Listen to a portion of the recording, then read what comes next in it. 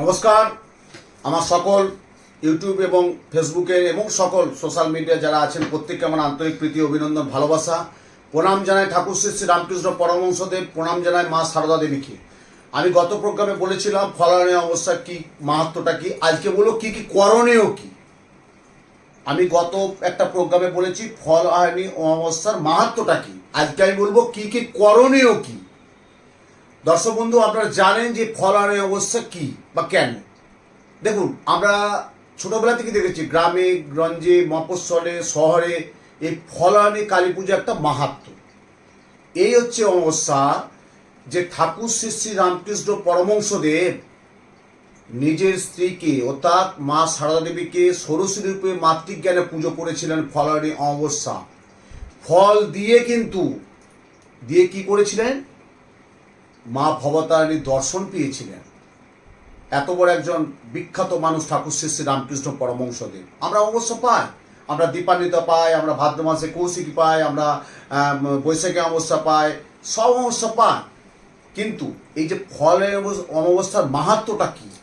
আপনারা যদি একটা ফল দান করতে পারেন, যে কোনো ফল, প্রত্যেকের মায়েদের উদ্দেশ্যে বলবো, স্বামী, সন্তান, কন্যা, আত্মীয় স্বজন, জ্ঞাতি গোত্র, আপনার যেগুলো বাড়ির যেগুলো, তাদের জন্য যদি একটা মনোবাসনা মনস্কামনা একটা ফল দান করতে পারেন, বিরাট ফল পাবেন। কেন বলছি? আমি এত বছর জ্যোতিষ জগৎটাই এত বছর আছি, তো দীর্ঘ কত বছর আছি, আমি প্রত্যেকের জন্য বলেছি। অনেকে হয়তো বলছে, বাবা বা গুরুজি আমি তো ফল করেছিলাম, তো আমি কি সেই ফলটাকে পুনরায় দাও, ওই ফলটা পুনরায় দাও। পরীক্ষা তো মা নেবেই। আমরা কি একবার কি এক চান্সে সবাই কি 1 থেকে 10-এর মধ্যে রেজাল্ট নাম্বার থাকে না? কেউ 15, কেউ 20, কেউ 30, কেউ 40 হয় নাম্বার পায়, আবার কেউ 1 থেকে 5-এর মধ্যে নাম্বার থাকে।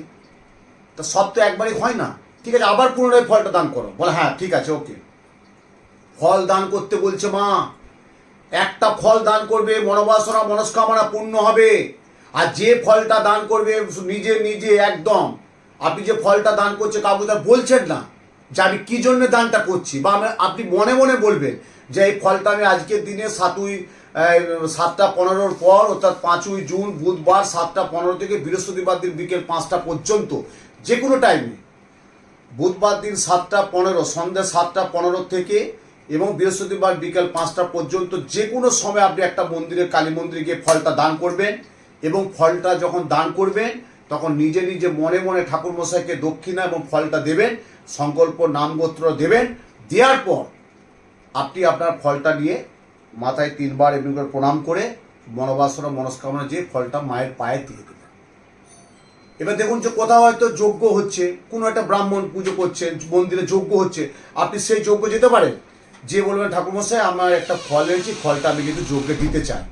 সেই যখন ফলটা দান করবেন তখন মনে মনে কিন্তু ওটা বলবেন না যে আমি কি জন্য ফলটা দান করছি। এটা নিজের মনে রাখবেন, নিজের মনে রেখে ফলটা দান করবেন। দেখবেন আপনার সেই ফল আপনি সার্থক পাবেন। এত বছরের অভিজ্ঞতা থেকে আমি কথাটা বললাম। আর এত বছর অভিজ্ঞতা আছে বলেই কিন্তু আমি এত মানুষকে পরিষেবাটা দিতে পারছি। আমার মন্দিরে, মা রাজরাজেশ্বরী মন্দিরে, ওই দিন কিন্তু প্রচুর মানুষের ভক্ত সমাগম, প্রচুর মানুষের ভক্ত সমাগম আমার বাড়িতে হবে ওই দিন ফলানী অমাবস্যা, মহাকালী অমাবস্যা যোগে। কেন? আমার বাড়িতে একটাই হবে, শুধু একটাই, যে শাস্ত্রীজি গুরুজি আপনার বাড়িতে ফলানী অমাবস্যায় কিন্তু আপনার বাড়িতে আমরা যজ্ঞটা করব, আহুতিটা দেব। আমি কিন্তু নিশিরাত্রি, জানেন অমাবস্যা মানে রাত, আমি 7টা 15 গতে অমাবস্যা পড়ছে। আর 7টা 15 গতের পর আমি কিন্তু সারাদিনে পুজো পাঠের মধ্যেই থাকবো। যাদের সকালে মাঙ্গলিক আছে, আন্ধারা দোষ আছে, কালসর্প দোষ আছে, বিষ যোগ আছে, ছন্নছড়া আছে, গুরুচণ্ডাল দোষ, তাদের দোষটা কিন্তু আমি কাটাবো। সেটা কখন? আমার সকাল 11 থেকে পুজো পাঠ মায়ের মন্দির, রাজরাজেশ্বরী মন্দিরে। মা তারা আছে, বাবা ভোলানাথ আছে, ঠাকুর রামকৃষ্ণ পরমহংসদেব আছে, মা সারদা দেবী আছে। ওটা সকাল থেকে আমার পুজো পাঠ হবে, দেখবেন আসবেন, ভোগ দর্শন হবে। অনেক দূর, বাঁকুড়া, আরামবাগ, পুরুলিয়া, বর্ধমান, মেদিনীপুর, বালুরঘাট, অনেক দূর দূরান্তে, কাকদ্বীপ, ডায়মন্ড, প্রচুর মানুষ আমার বাড়িতে, বনগাঁ এবং উত্তর 24 প্রচুর মানুষ আমার যে সকল চেম্বারে, সব মানুষ কিন্তু ওই দিন আসবে। যে শাস্ত্রীজি গুরুজি আমি কিন্তু ওই দিন ফলের অবশ্যই কাজটা করব। দেখুন, আমার একজন ভাই বা আমার একজন বন্ধু বা আপনার একজন বন্ধু, আপনার একজন ভাই, কোনো একটা দিন কোনো একটা গৃহপ্রবেশ করছে, দিনটা কবে আপনারা কিন্তু মনে রাখবেন যে আমি এত সালে উমুক তারিখে উমুক দিনে আমি একটা বাড়ি গৃহপ্রবেশ করেছিলাম, আমি এত সালে এত তারিখে উমুক দিনে উমুক টাইমে উমুক সময় একটা গাড়ি কিনেছিলাম, আমি এত তারিখে এত দিনে এই টাইমে ওই সময় আমি একটা লোন করেছিলাম, আমি এত তারিখে অমুক বছর এই তারিখে আমি মেয়ের বিয়ে দিয়েছি, আমি এই সালে এই তারিখে এই সময় আমি ছেলের অন্নপ্রাশন দিয়েছি। আপনাদের জন্য বলছি কিন্তু 1431 সাল 2024 সাল জ্যৈষ্ঠ মাসে কৃষ্ণপক্ষে ফল হারিনি মহাকালী। আপনারাও বলবেন যে আমি কিন্তু ফল হারিনি কালী পুজোয় দোষটা কাটিয়েছি। যাদের যে দোষ, মাঙ্গলিক, কালসর্প, ভৌম দোষ, শনি সারসাথী, বিষ যোগ, আঙ্গারা যোগ, ছন্ন ছাড়া যোগ, এগুলো এবারে বলবেন জানবে কি করে। তার জন্য কিন্তু আপনাদের জন্য বলি একটু যোগাযোগ করতে হবে।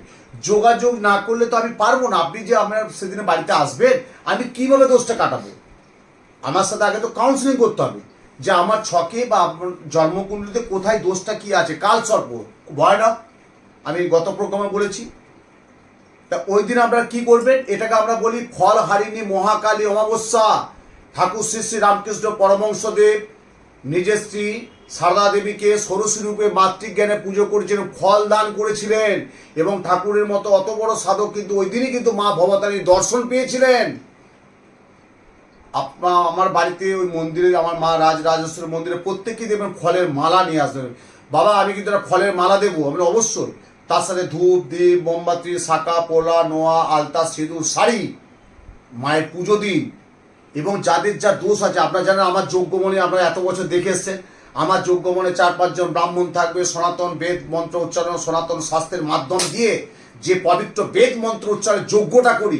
যজ্ঞ কেন, যজ্ঞ কি? এখন তো কম্পিউটার হয়েছে, ঝাটঝাট করে কম্পিউটার সব মানুষ বলে দিচ্ছে, আমিও বলে দিচ্ছি, কিন্তু না, আগেকার দিন ঋষি মুনি ঋষিরা যজ্ঞের মাধ্যমে অসাধ্য সাধন করেছিলেন। এটাকে আমরা বলি কি সাবিত্রী সত্যবান অমাবস্যা। যেমন একাধারে বলছি ফল হারিনি, তেমনি এটাকে আমরা বলছি সাবিত্রী সত্যবান। এদিন মায়েদের জন্য বিশেষ পালন করতে হয়। স্বামী সন্তান পুত্র কন্যা আত্মীয় নিজে ভালো থাকার জন্য ফল দান করুন, এবং যে ফলটা দান করবে সারা জীবন না খেলে তো খুবই ভালো হয়।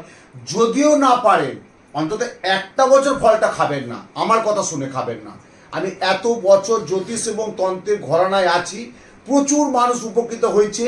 এবং আজকে আমাদের ইউটিউবের মাধ্যমে বা সোশ্যাল মিডিয়ার মাধ্যমে মানুষ প্রোগ্রাম দেখছে, দূর দূরান্ত দেশ বিদেশ থেকে প্রচুর ফোন আসছে, প্রচুর প্রোগ্রাম দেখছে যে ফলের অবস্থার মাহাত্ম্য শুনলাম, আমাদের কি করণীয়। সবাই হয়তো আসতে পারবেন না, যে কোনো পার্শ্ববর্তী মন্দিরে বা আরেকটা, কিন্তু এটা কেউ বলে না, আমি বলছি। কিন্তু যদি মন্দিরে নাও যেতে পারেন, যদি বাড়িতে আপনার কোনো কাছে গঙ্গা বা নদী থাকে, নদী বা গঙ্গাতেও ফলটা দান করতে পারেন। ফল সবসময় জ্যৈষ্ঠী মাসে ফল দান করতে বলছে। ফল ব্রাহ্মণকে বলছে ছাতা চন্দন কাঠ দান করুন।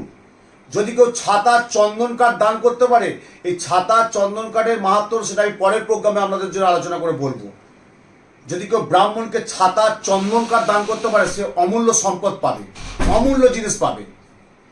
আর একটা কথা বলি প্রত্যেকের জন্য, আগামী 5ই জুন বুধবার আমার মা রাজরাজেশ্বরী মন্দিরে বেহালা শিলপাড়া বড়বাগানে ওই দিন সারাদিন আমি পুজো পাঠের মধ্যে থাকবো। যাদের সকালে কিছু দীক্ষার কাজ আছে, কিছু দোষ কাটানো আছে, কালসর্প মাঙ্গলিক ভৌম দোষ সারসাথী বীজ যোগ, এই দোষগুলো যারা ইতিপূর্বে দেখিয়ে নিয়েছে, ওই দিন আজকেও আমার আজকের দিনে প্রোগ্রাম করছি। আজকের দিন আমাকে বর্ধমান থেকে এসছে, বৃষ্টির মধ্যে বর্ধমান থেকে এসছে, তার একটা বোনের জন্য এসে, বোনটার বিয়ে হচ্ছে না, একাধিকবার যোগাযোগ হচ্ছে মাঙ্গলিক আছে, বলছে আমি কিন্তু আমরা প্রোগ্রাম দেখেছি, আমরা ইউটিউবে প্রোগ্রাম দেখে খুব ভালো লেগেছে, ইউটিউবের প্রোগ্রাম আপনারটা খুব ভালো লাগে, তা আমি কিন্তু ফলের অবশ্যই আমার বোনের মাঙ্গলিক দোষটা কাটাবো। তা আজকে আমাকে নাম লিখিয়ে ফটো ছবি নাম গোত্র দিয়ে চলে গেল। তা আপনারা কিন্তু আসার আগে চেম্বারে যেটা আপনাদের সুবিধা হবে নিকটবর্তী চেম্বারে, তারা কিন্তু আমরা ফোন নাম্বারে যাচ্ছে, একটা বুকিংটা করে নেবেন। কেন এই সময় প্রচণ্ড চাপে থাকবো, কিন্তু প্রচণ্ড চাপে থাকবো। মানে ফলানের অবস্থা যে কি চাপ, যেমন মহালয়া অবস্থা, যেমন ভাদ্র মাসে কৌশিকী অবস্থা, হ্যাঁ, তেমনি ফলানের অবস্থা আমরা যে অমাবস্যা পাই না, তার মধ্যে একটা বিশেষ মার্গ এবং বিশেষ মাহাত্ম আছে। এই ফলানের অবস্থায় প্রত্যেককে ফল দান করুন। এবং আমার মা রাজেশ্বর মন্দিরে অনেক ভক্ত শিষ্য আমার ফলের মালা নিয়ে আসছে, এবং অনেকেই বলছে গুরুজি আমি ওই দিন মাকে একটু ফল টল দিয়ে বা আমি কিছু ভোগ আমি মানুষকে বিতরণ করব। হ্যাঁ, আমি আপনার শিষ্য ভক্তদেরকে ভোগ দর্শন করব, খাওয়াবো। হ্যাঁ, আমাকে একটু কষ্ট করে আমি কিন্তু আপনি সেবা নেব। আমি ঠিক আছে, মায়ের আশীর্বাদ তুমি পেয়েছো, কাজ পেয়েছো, অবশ্যই করবে। অনেক শিষ্য ভক্ত আমাকে করছে, তা আপনারা কিন্তু ওই দিনটা মানবেন এবং ওই দিন কিন্তু নিরামিষ আহার করবেন। হ্যাঁ, যেহেতু বুধবার দিন 7:15 গতে অমাবস্যা পড়ছে 5ই জুন, আর 6ই জুন বিকাল 5টা পর্যন্ত অমাবস্যা থাকছে, অর্থাৎ বুধ এবং বৃহস্পতি। আগের দিন যারা দোষ কাটাবে তারা কিন্তু আচ্ছা, পরবর্তীকালের প্রোগ্রামে আমি বলে দেবো কী করতে হবে না করতে। আরও প্রোগ্রামটা দেখতে থাকুন। ফলানে অমাবস্যার মাহাত্ম্য সম্পর্কে আমি অনেক প্রোগ্রাম করব। সুন্দর থাকুন, ভালো থাকুন, সুস্থ থাকুন। আর এই যে ছবিটা দেখছেন, এটা কিন্তু খুব দুষ্প্রাপ্য ছবি। আমি অনেক কষ্ট করে বার করেছি ছবিটা। দেখুন, ঠাকুর শ্রী শ্রী রামকৃষ্ণ পরমহংসদেব মাকে কিন্তু ষোড়শী রূপে ধূপ দ্বীপ নৈবেদ্য ফলের মাধ্যম দিয়ে পুজো করছেন। প্রত্যেকেই ভালো থাকুন, সুস্থ থাকুন। যদি পছন্দ হয় আমার প্রোগ্রামটা দেখুন এবং লাইক করুন, কমেন্ট করুন। ভালো থাকুন।